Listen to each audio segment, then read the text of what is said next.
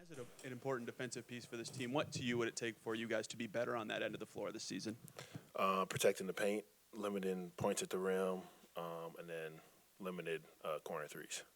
Do that with just individual improvement, or do you feel like there needs to be some slight approach changes to make that all happen? Just being connected as a team on that side of the ball, making sure we talk, making sure we cover each other's backs. I would say it's a five-man effort for whoever's out there. Yes, TJ mentioned, obviously, you guys had a general sort of a new system, new concept defensively last year in terms of trying to force them in the long twos, playing more kind of two-on-two man when it came to ball screen, cutting down help a little bit. Where do you feel like you guys made strides as far as that was concerned? What did it take to get used to that? And where do you think you got better in that regard? And I guess what are next steps to take in terms of just getting used to that? You saw throughout the season, it took us a little while to get, that continuity and peace and being able to play the way we wanted to on that side of the ball. It took us a little bit past All-Star break to really make a turn and make progress on that. And so with us having, the majority of guys back this year, it'll be less teaching on that new stuff. We kind of know what we're doing, and I think that'll help us start the season the proper way this year.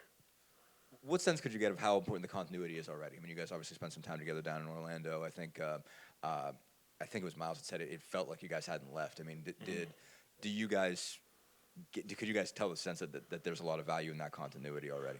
Yeah, it's great. I mean, it's so refreshing just to be back with the guys and playing with them again. It was a shorter summer for us, so it does feel like we're right back. And I think the important thing for us is just how quickly can we get right back into the flow of playing with each other every day again and making it feel like we never left each other, even though it already feels that way. You made the playoffs last year without Ben Mathurin. What difference can he make this season, and how will he need to fit into what you have right now?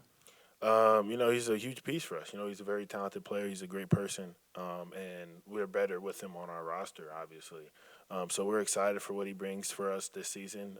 We're excited to have him back. I know he's chomping at the bits to get back on the court, so we're ready. Aaron, you're adding things to your game every year since you've been here. Is there anything specific that you worked on over the offseason? I always say just trying to become a better complete basketball player, working on my reads, working on my ball handling, working on keeping my hands back, less fouls, doing whatever I can to help the team win. So. With 13 players back from last year, what will it take for you guys to be better? Is it early season continuity? Is it defensive growth? What to you will that look like? I'd say accountability.